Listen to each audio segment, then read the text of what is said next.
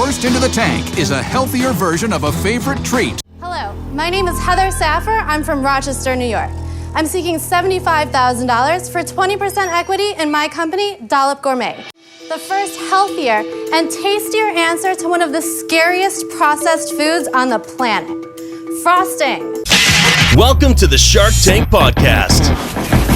Each week, one of the best entrepreneurs from ABC's network smash hit Shark Tank teaches you how to swim with the sharks without being eaten alive.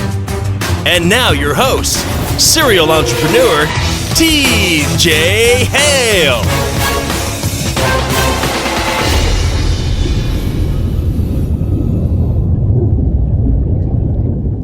What's up, everyone? Welcome to the Shark Tank Podcast. So glad you're here with me today. I'm joined by Heather Saffer. She's the founder and the lightning rod behind Dollop Gourmet, who you saw in season 7, lock up a deal with Barbara Corcoran. Heather, welcome to the show. Glad to have you. How are you? I am happy to be here. Thank you. That's a nice big screen you got back there. I don't think you watch much TV though, right? You tell me you work like 20 hours a day. What do you even need that for? It's not mine. It's my roommate's, actually. And so when we're moving, I won't have a TV at all. She just let me know before that she's getting kicked out of her apartment today. Her landlord, some people are very jealous of her Shark Tank success and they didn't take it well. So she's out. I'm going to show this to him and let him know that. Oh, you guys are still on speaking terms? That's good. Yeah. Tell him I said hi and that he's a jerk and he should let you stay. Thank you. Sure. So look, I thought your session was very good. For people who don't remember, I'm going to play some clips of the show beforehand so they can kind of refresh themselves with your spunky personality and your product. And if you haven't watched my show, you probably don't know that I turn to my wife when the pitch starts and I go, and then she gives me like the Caesar thumbs up or thumbs down from Gladiator. And she was like doing this. She goes, I want some so bad. And she used to live near Rochester. So she just like had this one-sided mental connection with you from the beginning. So we were really rooting for you to do well. And you did really well. Thank you. That's great. Tell her I said hi. I will definitely do that. So let's talk about your product. For people who don't remember, you said you taught yourself baking from the school of YouTube and Google. You didn't finish college. You wanted to do something different. And then you had a catastrophe in your business where it basically got pulled out from underneath you. So kind of start from the beginning of the inception of this idea and we'll go into where Shark Tank comes into play. Okay. Yeah, I was taking a break from college. I didn't know what I wanted to do. I was going to college for psychology. And I decided, well, it wasn't really a break. I decided I was done going. Right. I was only 6 credits shy from getting my degree. And I started working at a car dealership as a cashier. And I was working there for a few months. And I was like, what am I doing? I don't know what to do with my life. Like, I had so many jobs. I had tried so many things. I was that kid in school that, like, I literally tried out for almost every sports team and didn't make one of them. I auditioned for the school play every year and I never made it. Like, my mom would get so mad. She's like, can't they put you in the chorus at least? But like, I got cut from everything. So I was constantly trying things and I just wasn't good at anything. And I'm like shedding a tear right now. This is so sad. It's really sad. But Jan, you don't have any friends. But Jan, you don't have any friends. I know. Like, this is a theme in my life, clearly. And does your mom go down there on the white horse and pick fights, or does she kind of like secretly hoping and praying that someday something will work out for you, but kind of keeps coy on the outside? I think she did say something once to the head of the school plays or whatever it is. She was like, everyone should get a part. Everyone should at least be in the chorus. And they didn't listen because I was never in a school play. Yeah, it was really sad. Give her a participation. You love that your mom's pleading with people to give you the participation award. Yeah, I know, right? Yeah, that's harsh. This was years ago where you didn't get participation awards though. So I was working at a car dealership and I was like, I don't know what I'm going to do. Like, I'm not good at anything. I don't know. I didn't know what I was doing. And I started researching and noticing that Donald. You named your dog Donald, like President Trump? Before he was running for president, I named him Donald, but not after Donald Trump. Let's be clear. Is he barking at Muslims or Mexicans right now? He's barking at squirrels, which is your call. I'm just trying to upset someone in my audience. Like, all right, go ahead. So anyway, so I started researching and noticing that cupcake bakeries were becoming really popular, and I always liked frosting mostly. And I started going to the bakeries in Rochester, and none of them were cupcake bakeries. They were just regular bakeries. Right. And I would get their cupcakes, and I'd be like, mostly the frosting sucks. Like, the frosting's really bad.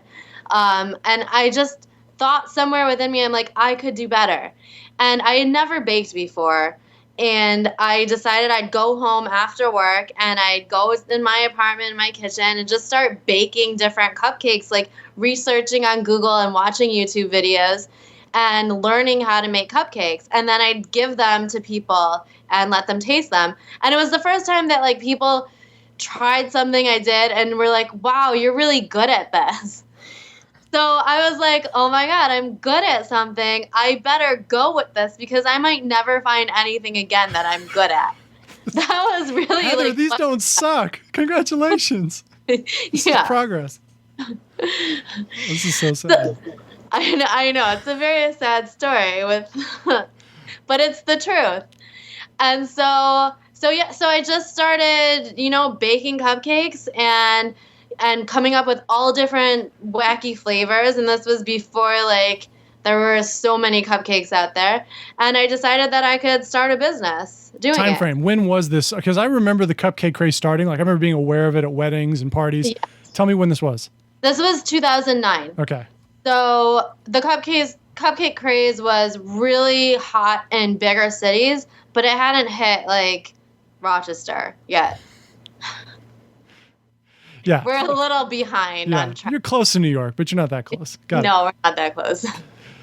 So cupcake craze starts, you're making frosting. How long until you're making money? Are you giving all these away? How are you marketing your brand, your purpose in life that you've discovered? I was giving them away for a while. I wanted to like feel comfortable doing it. I also didn't I didn't want to get in trouble making them out of my home. So I was doing like donations. I was doing events that I would donate cupcakes to, like charity events. And but rather quickly, I got the local news heard about what I was doing. What I was doing is I was making people's faces out of chocolate, and they'd look pretty realistic, and putting them on the cupcakes. Whoa. And it took a long time to do, but that was kind of like a hook that I had with people. And so the local news heard that I was doing this, and they asked if they could come do a morning segment at my kitchen. And I was like, yeah, sure, that'd be great. Although I had no kitchen. So and they wanted to come the following week. So I remember that I had met this waiter at a restaurant once, and he told me that his parents owned a bakery in town.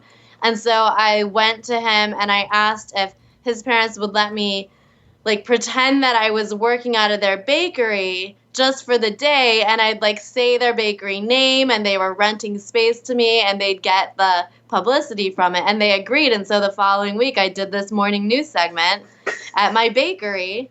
And I started getting a ton of orders. Wheeling and dealing. So good for you. So then did you start writing checks and working out of the bakery, or did you have to finagle something again afterward? I started renting space at the bakery for a little while. They let me work out of there for a little bit.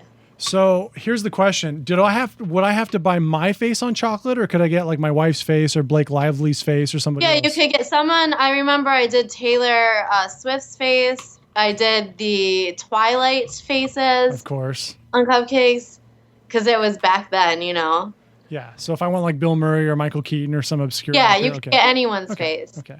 All right. So that's 2009. Lori claimed that she saw you on Cupcake Network, on Food Network during Cupcake Wars. Do you buy it? You think she actually saw you on the show? Of course. Okay. All right. I don't know. I hadn't watched the show, but I think that's a pretty big deal. Is that, in terms of exposure, viewers, etc., how big of a show is that? Because I don't watch a lot of TV besides Shark Tank. I mean, it was huge when I did it. Like, it was a huge show. Like, there were not many people that I encountered that didn't know what Cupcake Wars was. Even if they don't watch it, everyone seemed to know what it was. Like, they had heard of it before. So it was definitely a really big show when it was on. And they brought it back recently. They're doing, like, Cupcake Wars Kids and Cupcake Wars Celebrities right now. And my episode is on Netflix, so... What season were you on? I was on season 4. 4, okay.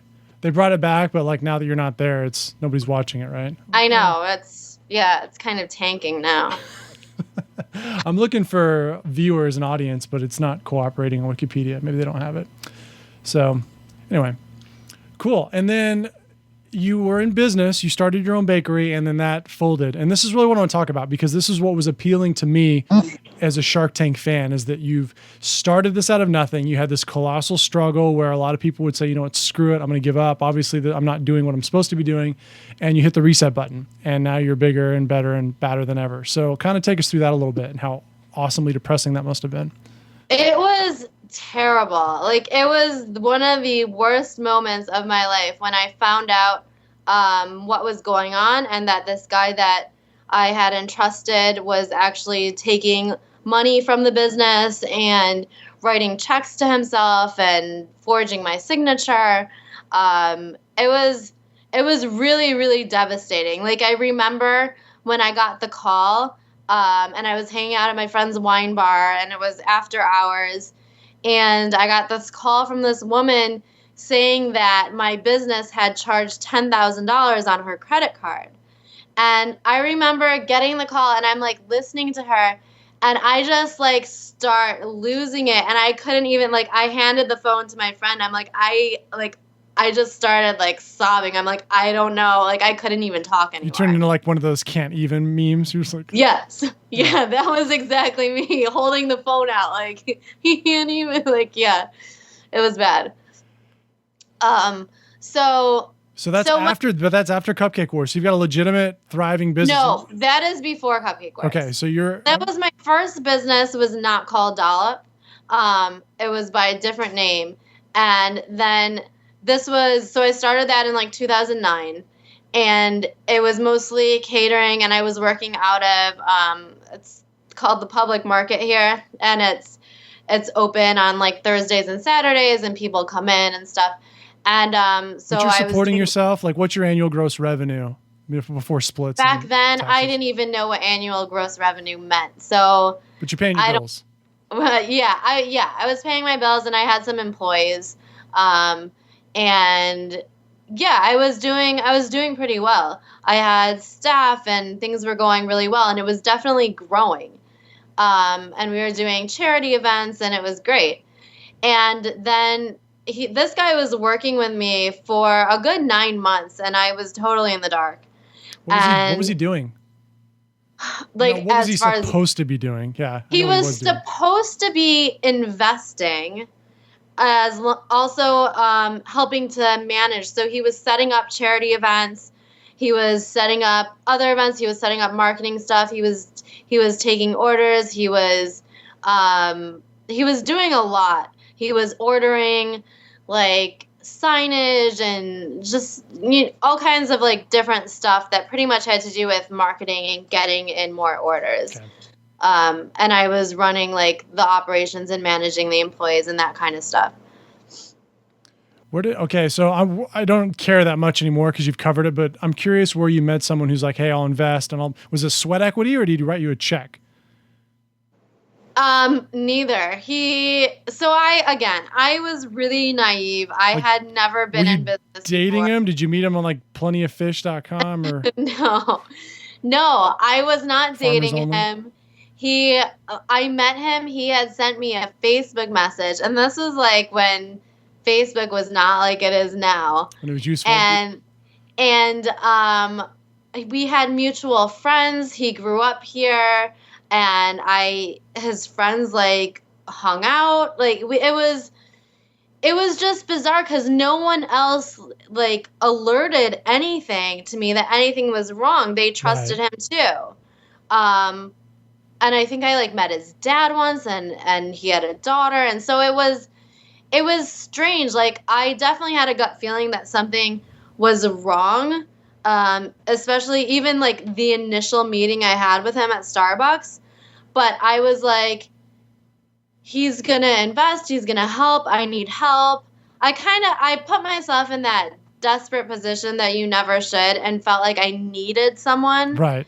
And that's what went wrong, is I was like, I need him. And even when we would have disputes, like, we had a lot of fights, I remember, and I'd be like, oh crap, like, I need him. And so I'd be the one to apologize. And it definitely, when you feel like you need someone, is you're putting yourself in a really bad position. Yeah, I feel like we just transitioned into a Bachelor episode right now. I'm like, oh, so he's like ex-guy. We were not dating, though. But the thing is, no one else could see it either. Like, no one else was like, hey, Heather, what are you doing? Like, everyone else trusted him just as much as I did, which was the strange thing, you know? So he was good. Like, he was a con man through and through, and he was good at it. And this wasn't the first time he had done it.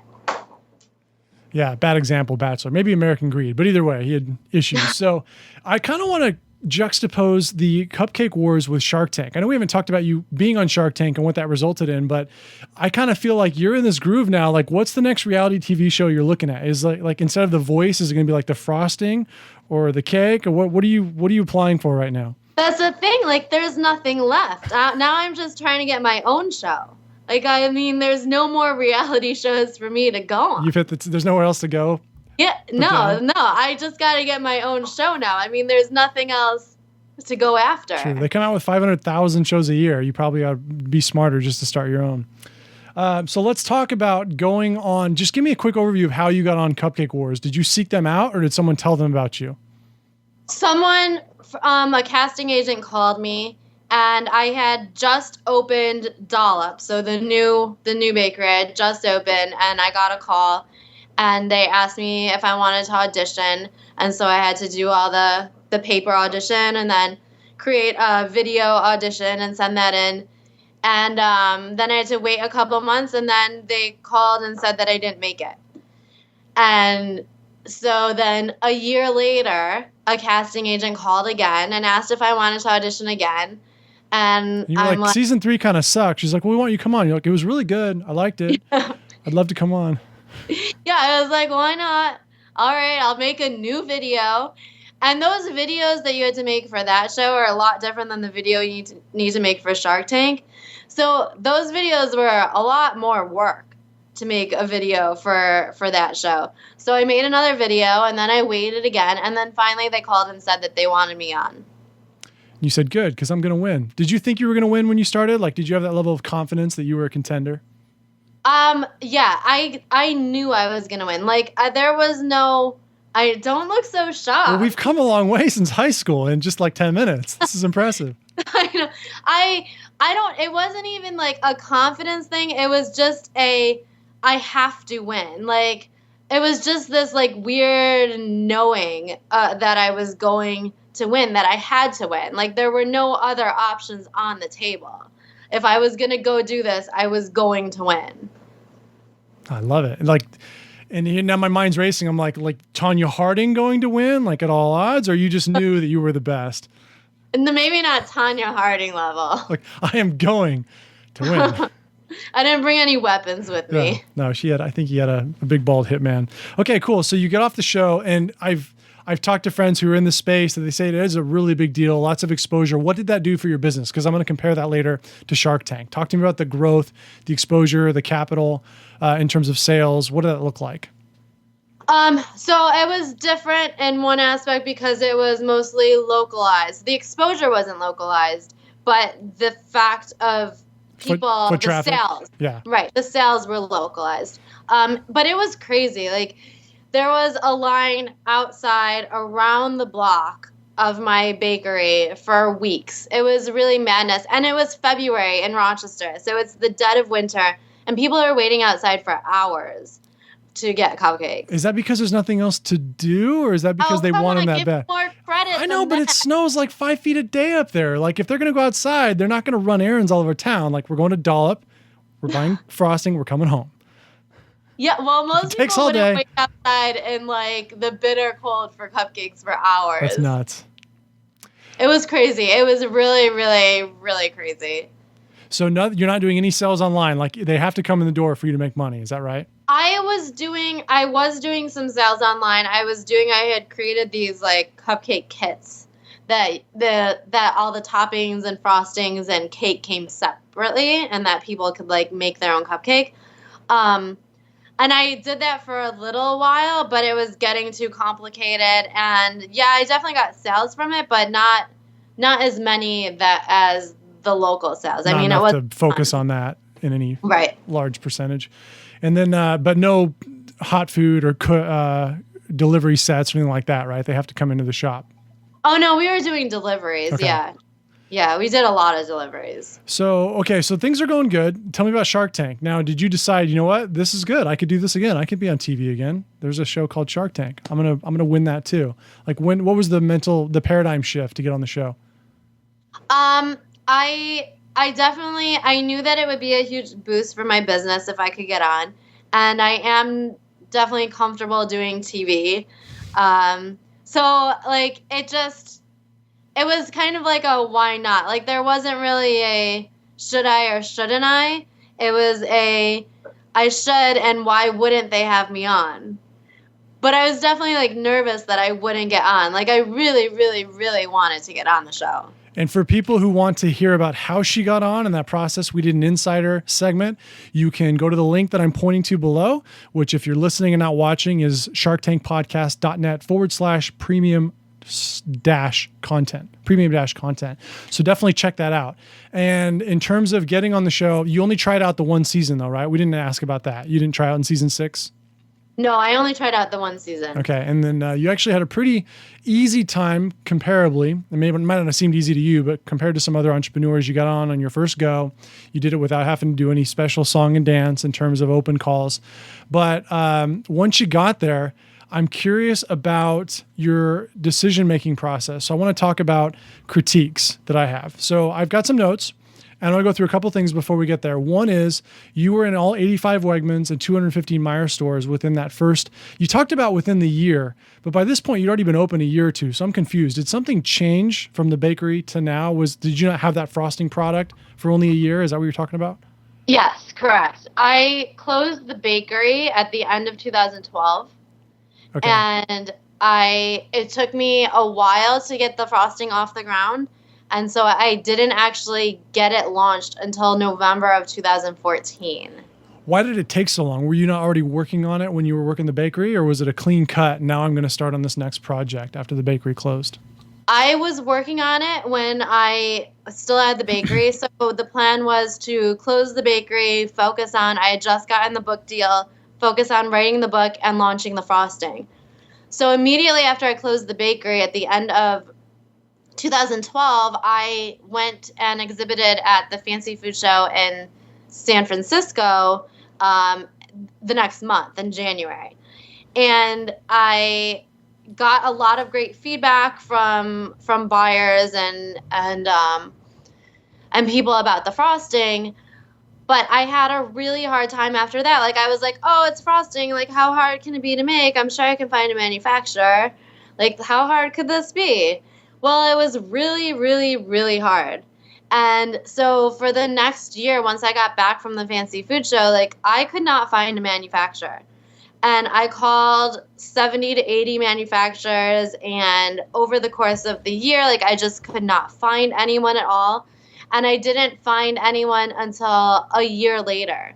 And then it took that much time to go through formulations and going back and forth with each other before launching the end of 2014. Why did it take so, like, I've interviewed a lot of good and great food product entrepreneurs from Shark Tank, and most of them use co-packers. Why did it take so long for you to find a good one that could make your product? You know what it is? It's because there's not many people that make frosting. So you have the big 3 players in frosting, and frosting it's a lot different than any other food. The viscosity of it, the way it's packaged is completely different than a lot of other foods. So, and there being not that many people making frosting, it was really hard to find anyone. So any of the big boys, any of their co-packers, their minimums were like 1 million pieces a year, which I could never hit at that level. And then anyone else didn't have the equipment to make frosting. So those were the two like big factors. And it's because no one had really come in and, innovated in the frosting space ever. Disrupted it. Not like Heather. Now, did you find someone who that was a niche, or did you convince someone to take a flyer on you, to take a risk? I convinced someone. They had never made frosting before. So they said that they would try it, and they tried it, and like thankfully it worked. So, and then we had a steep learning curve. Like there was some product that went out that was bad. It didn't get mixed well enough. Like them having never made frosting before was, it was a blessing that they were willing to take the project on. But at the same time, like there was a lot of learning to be done. Bumpy road. Cool. And so you said it took you about a year to get that all sorted out and get the product right. And this is off topic, but I wanted to ask you at some point, Dollop, where did the name come from? Does it mean something? It doesn't. I mean, it means a dollop, like a smidgen, like a bit, like a little. It's just a dollop. It doesn't. I mean, it's you put a dollop of frosting on a cake, and that must be East Coast vernacular. I don't bake a lot either, but I never heard a dollop as a measurement out here. Really? In Arizona. Yeah, but we do things differently, Yeah, apparently. Plus, we have our measurement system. Could it be more screwed up? This is the one thing where I actually think Europe has a leg up on us, is with the metric system. When I get my little conversion chart for baking and I see teaspoon, tablespoon, pinch, like dollops, and I'm thinking, what crazy person in the kitchen did this as a cruel joke to the rest of us? Can you enlighten me at all? Like, isn't there a way to make it really easy? I mean, that is really easy. I don't know what the difficulty is. How dare you? I can't even remember them all. I got a thing outside, like a cheat code. A dollop isn't like an accurate measurement. It's just like a little bit of something. A pinch is literally like a pinch. There's no literal pinch. There's no such thing. It doesn't exist. Like, it's subjective. Yeah, you take your 2 fingers and you pinch the salt, and that's a pinch, and that's what you got. Yeah, but I've got fat, ugly fingers, and you've got skinny, dainty ones. Then you're gonna have extra. I've got fat relatives, so it all evens out in the end. Hey, puppy. Oh, hey. You'll get your time later, pup. Calm down. Hey. No, and it's not. I'm not saying about dollop. I'm saying about our measurement system. Period. Yeah, I don't know. It's always been rather easy for me. You've totally done a 180 on this natural talent thing. Like, now everything's super easy for you. Like, yeah. Everyone always says that baking is such a science. And to me, like, honestly, when I started baking, like when I started teaching myself how to bake, it did start to come naturally. Like, there's a lot of things that I don't measure accurately at all. There have been very few times that I've really messed something up and not been able to resurrect it. It's like the one thing I've ever done that's come naturally to me.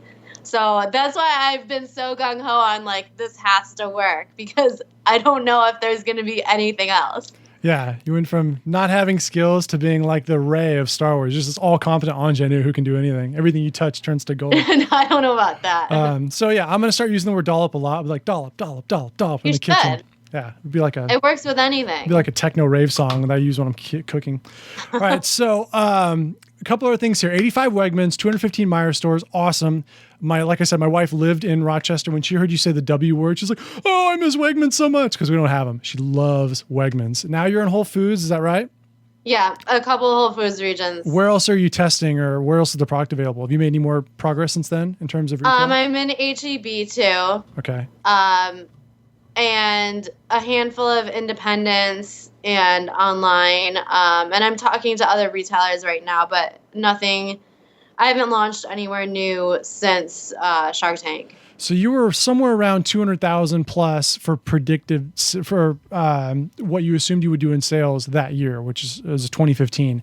I looked on social media. It looks like retail is the main way that you're going, or through the wholesale channels. Has your business changed at all since getting out of Shark Tank? Like, you've obviously got that going with the wholesale accounts. Are you working on selling more direct to consumer, or are you pretty comfortable where you're at? Well, a week before Shark Tank aired, I launched a new e-commerce site. So we have been doing a lot to consumers, direct to consumers, the past, 3 weeks now? But prior to that, like, I wasn't really planning to do an online site. But with Shark Tank airing, I knew that that was something that I had to do. So I definitely plan to continue growing that and marketing that and getting more sales in direct. But I want to grow the retail side as well, which it's a monster dealing with the retailers and the distributors and everything. But I feel like it's important to growing the brand.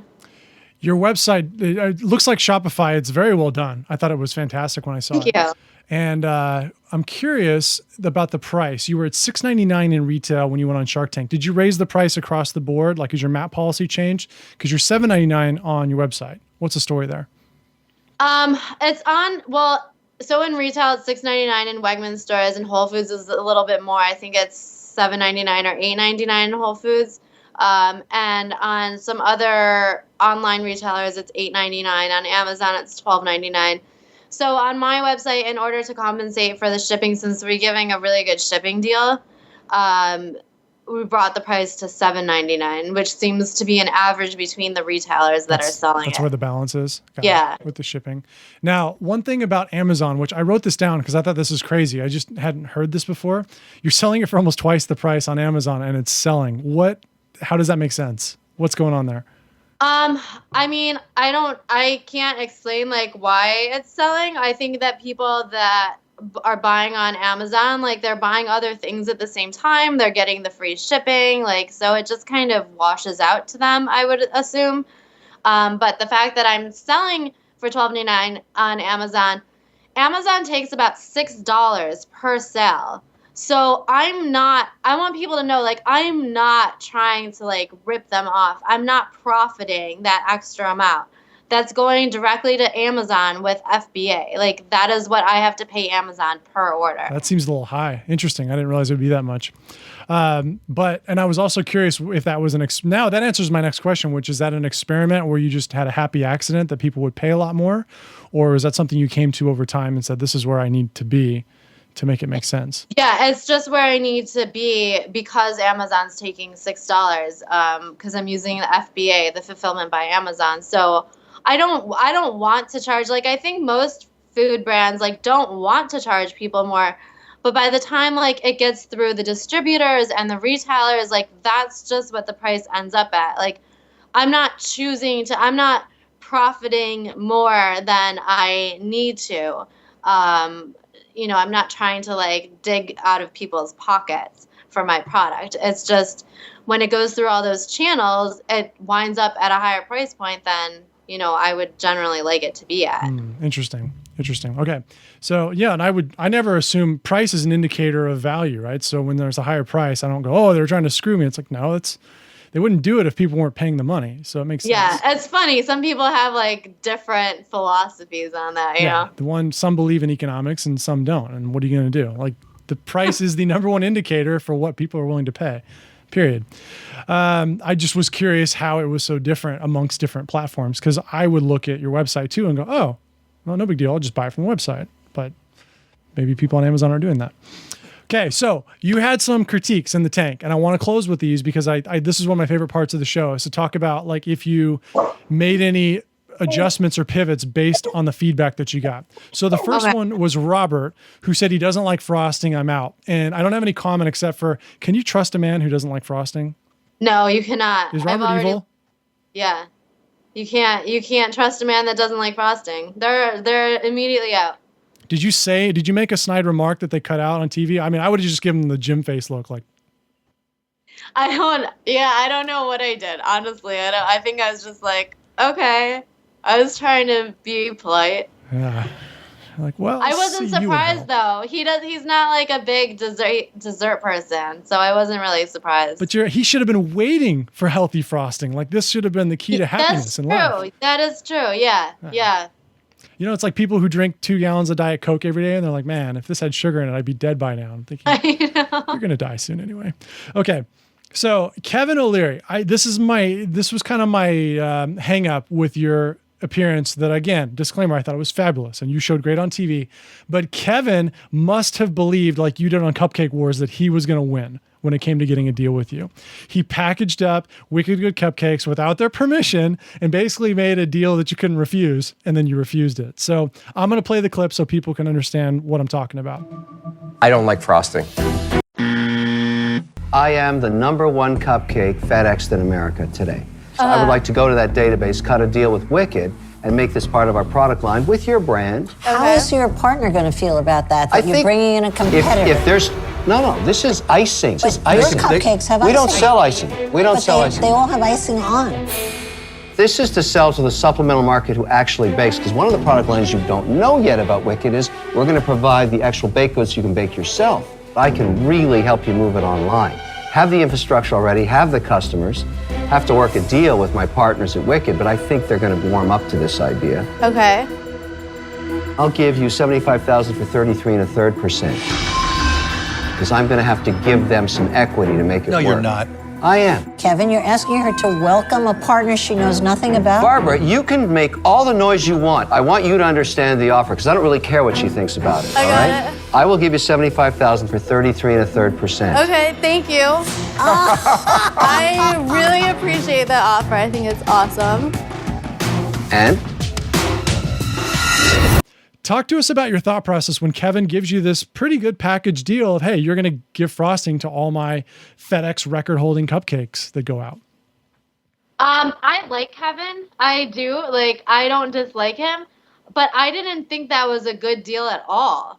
Like, Ooh, that was go my on. initial thought. But my initial thought was like, no. Like, why would I do that?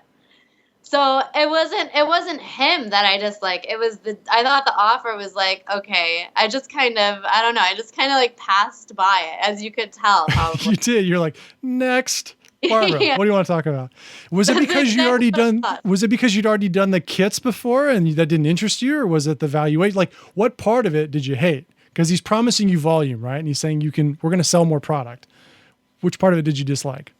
I mean, I didn't get it. Like, they have their own frosting on their cupcakes, and I'm sure that they don't want to get rid of their frosting if they're, like, tuned into it. So he was pretty much saying that, like, they're going to be starting these cupcake kits and that I could be the frosting in the kits. But I don't know how much frosting they're going to sell. And also, I don't want to give part of my company to someone else's company.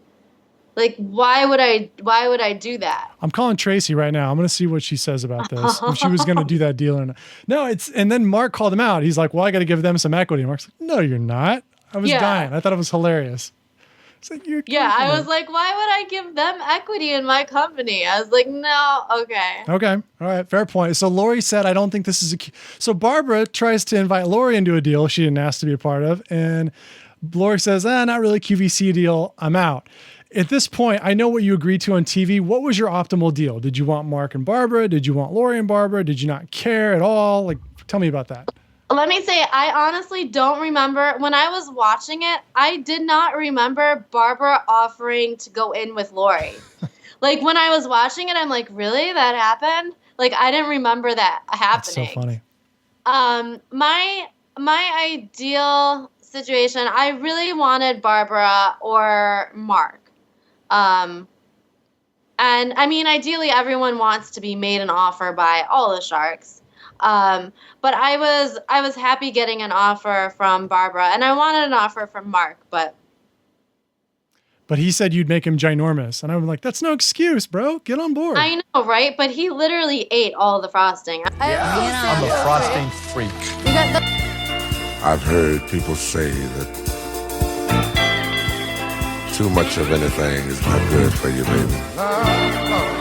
But I don't know about that. Heather, I also follow my gut. And in my particular case, my gut's going to be out the door. I love icing, but I can't because I'd be ginormous. Oh, Sorry, all but right. I'm out. I'm just saying. He had a whole jar. No, not a whole jar, but all the frosting I served. Like, you could even see he ate the frosting off the cupcake I served. How many and how many dollops was that he ate? It was probably like $4. Oh my gosh. What's that in ounces? Oh, I don't know. I'm getting a headache. It's a lot. Yeah, so I would have thought you were a little disappointed because he didn't seem like he had any interest in being in the frosting business, which for food is normal. Like percentage-wise, not a food guy, but anytime you're in the health food, the vegan, the non-GMO, that's kind of Mark's jam. So I thought you might have a chance. I was definitely a little disappointed that he didn't want in, but I'm going to play the end of the negotiation when we're done for people to see because I think it's a lot of fun. But it got interesting when Barbara and Kevin were both going against each other, especially because they upped their equities to bring a partner in, and then neither one of them had a partner. Like Wicked Good Cupcakes, he still has to lock in. Barbara's doing the same deal even though there's no Lori. And then they're saying things like, Barbara's like, hey, we're both New Yorkers. We could hang out. We can go to Long Island and the Hamptons. Kevin's like, yeah, but I'm going to sell more. And he said, boom. Next, Kevin, you're done. I'm taking Barbara. What was the decision-making process there? You didn't even counter Kevin. Like, you hated Kevin's offer. I just hated his offer. Like, there wasn't really any countering to be done, I felt like. I didn't even know what to counter that with. And so I liked Barbara's offer, and she came down to where I asked her to come down, and she came down quickly. So it just seemed easier to like just wrap it up right there. Yeah. All right. I didn't want it to get ugly, you know? I'm glad you countered Barbara. Mark, the great thing about yours too is Mark was like, do this, do that. Don't listen to them. They don't know what they're talking about. And the other sharks hate that, which I would too. They're like backseat driving your deal. Yeah. But he said counter, and whether this might have gotten edited for context, but as soon as he said that, you're like, Barbara, will you go down a little bit? So like, were you nervous about taking a hard stand, or were you always planning on, look, I'm not doing it for any more than 25%? I don't think I heard Mark say that. I had a really hard time hearing all of them when I was there pitching. Like, that was the hardest part for me. I had a really hard time hearing them. I don't know if I have a hearing problem or what, but it was really hard for me to hear what everyone was saying. So I feel like I missed a lot when I was up there. And I knew that it's kind of funny when I said before, like, you have to keep in mind, like, it's business and it's TV. Like, I knew that no matter what, I wanted to counter at least once before closing a deal. Are you taking notes? Yes. Yeah, no, I think it's good advice. It's something I haven't told my audience, but it makes sense. Like, I was talking to FiberFix the other day, and they went out in the hall, which they don't really like when you do that anymore. But they came back and they said, we want $1 million valuation. Or I'm sorry, $1 million line of credit. And it seemed totally out of place. And the sharks were telling him how stupid they were. He told me, he's like, we just did that because we weren't at the valuation we wanted. Like, here's our valuation. Here's where we drifted off to. So we came back and asked them for something stupid just so we could get back to where we wanted a valuation. And it worked. They got back to their number. So when you say counter, like, it's one of those head fakes where I just need something to help me get what I want. And in your case, it's the counter. Yeah. Yeah, I knew that, like, I could not just accept a deal that was offered. Like, I needed to counter at least once. That was on your bucket list, your checklist. Counter once. I definitely had, like, a checklist in my mind of, like, what do I want to say and do to make this look the way I want it to look. What else? Like I said, it's business and TV. Like, you got to keep them both in mind, I feel like. So I love this line that we're on right now. So what else was on that list? If it is mental or if you got it written down somewhere, like on the fridge, what else was on it? To be polite enough to, like, thank people, to be confident, not answer questions with an inflection at the end of your question. You know, don't, like, let your voice go up at the end, because that it resembles a sign of weakness, like you're unsure about yourself. So yeah, to definitely like be confident, answer questions like very confidently and securely, and be honest and be gracious, and to get my story out there. So to get everything I wanted to say out there, and yeah, to counter at least once, and not like let them take control. And to not say anything that put myself in a bad position. There's a lot going on in your mind when you're standing up there. At least for me, there was. Yeah, and to not say anything about Robert being an androgynous, frosting-hating Canadian. Exactly. I knew I had to like keep that. Let that go. That quiet, yeah. All right, so we got a few minutes here. Let's talk about the Shark Tank tsunami. Let's talk about the anticipation of the big night, what you did to prepare for it, if anything disastrous happened, like a partner stole your money before then, and also kind of give us some of the numbers and some of the good news about the airing. Take us through it. So I was lucky that they gave me about 6 weeks notice. Whoa. Yeah. And which I was not expecting. And so that was very great for me because my website was not done yet. And my website actually didn't get completed until the week before my air date. So I needed that time. How long did it take door to door to finish it? Because it looks like Shopify. It's a custom theme. Yeah, we had some issues. We just weren't on the same page with a lot of things. Gotcha. So we had a lot of design issues that we had to work through. But I started the process with my designer in February and didn't finish it until a week before. Yeah, so the end of April. Whoa. Yeah. Okay. Yeah, so it was a long process. Well, it looks nice. So thank you. So I knew that I needed that to be done, preparing to make sure that I had product and try to figure out how much product I needed, to try to, bank in some social media posts and do like the local press, and get all that set up for the week before. So there was a lot to do to prepare, I feel like. Is there anything that you didn't do that you wish you had? Is there anything that got left off the list that made a difference? I mean, I don't know if there was anything that would have made a difference. I guess I wish that I kind of set up more press, and maybe did a press release or something going, forward before it started, and maybe got some more people to help me after the fact. One thing I do wish that I did, and I wish that I had done it before, because now I'm like in the midst of it and I feel like I can't get out of it. I wish that I at least hired someone to do customer service for me and answer all these emails, because I mean, you wind up getting complaints and they really, as much as you're like, this isn't going to affect me, like it's like you're slammed with negativity all day long, and it really does start to bring you down, like drastically.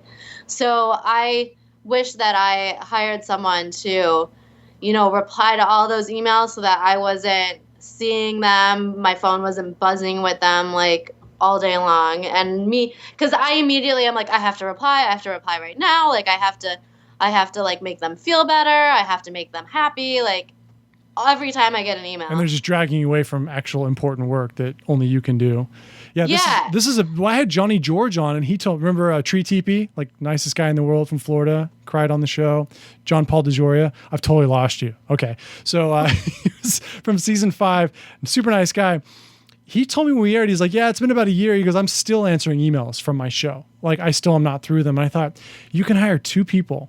And you can put a link in every autoresponder that says, we'll get back to you in 48 hours, and then cut it to 24 hours, then cut it to 6 hours. You can be caught up in a week. Like, why? Why would you do that? So I'm glad you brought that up. Yeah, I don't know why it would take him that long. And you don't have to touch any of them unless you say, this gets on my desk. Like, this is threat level midnight. Yeah. I definitely wish that I had done that. And now it's too late, because by the time it would take to hire someone, like I could just reply to the emails. So if you do it beforehand, I think I definitely would have done that. Good advice. Really good advice. That's a good nugget. I like that. And then you told me that you and Barbara are still negotiating your deal, right? Have you gotten any assistance from the team? Has she provided any value to you in the interim? in terms of guidance or advice? I haven't asked much, honestly.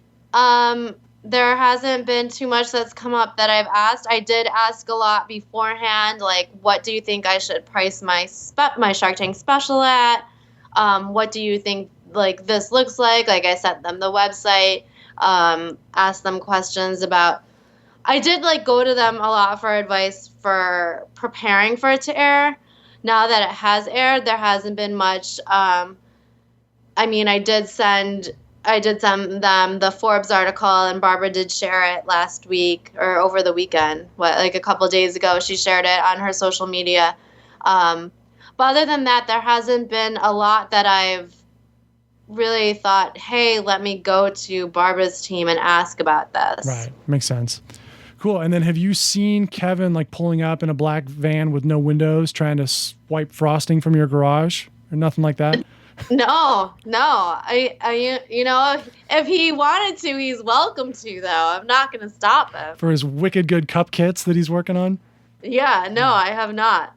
Interesting. I would like to ask Tracy. I'm like, so... Well, actually, Tracy's husband, Scott, is it her husband? Uh-huh. He sent me an email, and I was supposed to call him like 2 weeks ago, and I haven't had a chance yet, but I am going to call him. Super nice guy. You should definitely call him. I think you'll like him. I am. It's like on my mile-long to-do list. Did he suggest the content of the nature of the discussion, or just say, hey, you have 48 hours to reply, or else?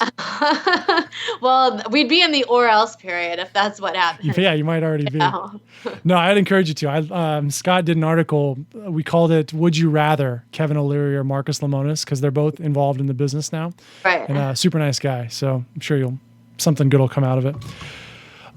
Cool. Well, hey, I really enjoyed this segment. I really, really enjoyed your segment on TV. I'll put an Amazon link where people can watch it since they're doing a better job of taking everything off YouTube. But it made me feel warm inside to see like someone who I didn't even know that you sucked at everything before. I just thought she's had a hard time. She started this company within a year. She's kicking it in the butt and she's in Wegmans and she's well on her way. So does it feel like you're successful or does it still feel like you're digging out of the sand? I don't feel successful. No, I still feel like I'm digging out of the sand. What does success look like to you? A lot more freedom, maybe, and help. A lot more help and money. And food and electricity. A lot more money. Yeah, not having to move, that type of thing. Maybe buying a house. I don't really want to own a house, but yeah, probably a lot more help and a lot more money would be nice. That would, and I feel like I'm always trying to figure out like the next step. You know, how do you get to the next step? How to continue the momentum and keep out there, that type of thing. Yeah, interesting. Can you tell me about your sales in the tsunami? Can you give us a specific or a general idea of how things went after the airing? After the airing, did about 45,000, and then the Forbes article did about another 30,000. That's really good for a Forbes article. Yeah, that was crazy. Did they ask for an affiliate link, or did you get to keep all that? Well, I didn't get to keep all of it. I think UPS kept about 2/3 of it. But Forbes didn't get any of it. No, Forbes didn't get any of it. I'll have to talk to you about Dave Alwan from Echo Valley Meats is starting a new company to leverage shipping rates for Shark Tank entrepreneurs because anyone who's shipping over $1 million a year is getting like slaughtered with shipping. It just costs so much. So you look interested. It costs a lot. It costs a lot to ship, and people don't realize it because of Amazon. People are like, "Oh, but it's free, and I get it in 2 days," and I'm like, "You're like, I'm not. I pay for that." Yeah, exactly. So if you're interested, I'll put you on his list. He's trying to help more people save money on their shipping. So I've been reaching out to some of my Shark Tank buddies to get them involved. Yeah, I'm definitely interested.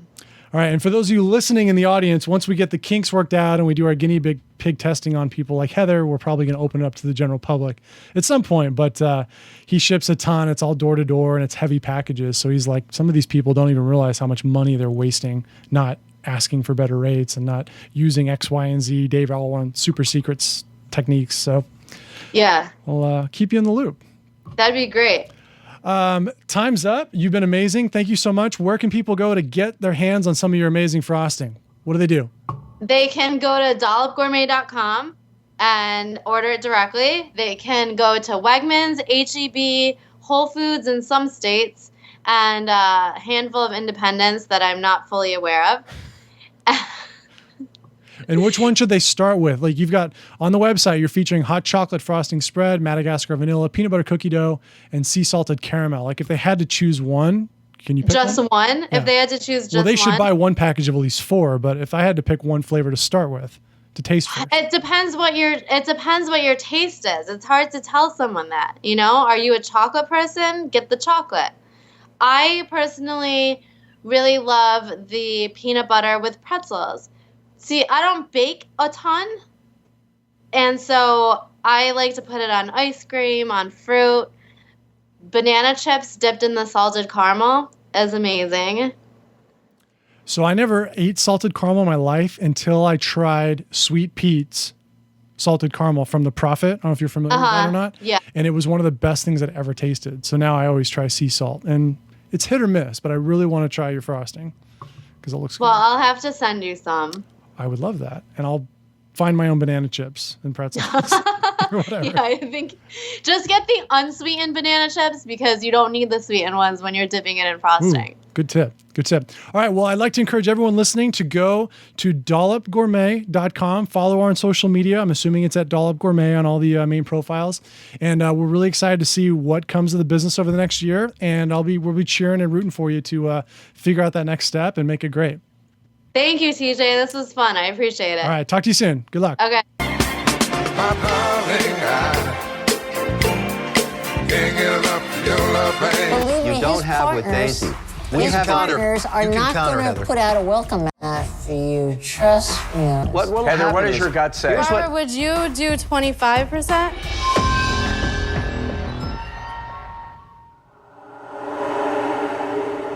Yes, I would do 25%. Okay, you have a deal. You got it. Yeah. Good. Pissed. I wanted you. Thank you. I love you. More importantly, screw you, Mr. Wonderful. Heather, great job. Congratulations, Thank you. Heather. Thank you. I hope you job. buy some. Oh, trust me. Thank you, guys. Before today, Dollop was a one-woman show, and now it's a two-woman show, and that feels incredible. I really wanted Barbara, and I feel like there's so many possibilities now, and I feel like we're just gonna kill it. What he is, I'm going to incentivize my partners